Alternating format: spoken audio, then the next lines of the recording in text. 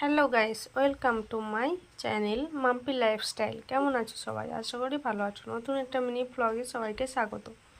তো আজকে দেখো সারা রাত খুব বৃষ্টি হয়েছে। সকালের ওয়েদার, আমার গাছগুলো খুব সুন্দর লাগছে দেখতে, বৃষ্টির জলে পুরো ভিজে। এই পাশে পান গাছটাও দেখো ধীরে ধীরে বড় হচ্ছে। আবার আম আদাও লাগিয়েছি, আম আদারাও ধীরে ধীরে বড় হচ্ছে। তো বন্ধুরা চলো একটু বাইরের ওয়েদারটা দেখা যাক। তো চলে এলাম বাইরে গামছা মাথা দিয়ে। তো বাইরের ওয়েদার দেখো, পুরো চারদিকে জলে ভর্তি হয়ে গেছে। রাস্তাঘাটের অবস্থা খুব খারাপ।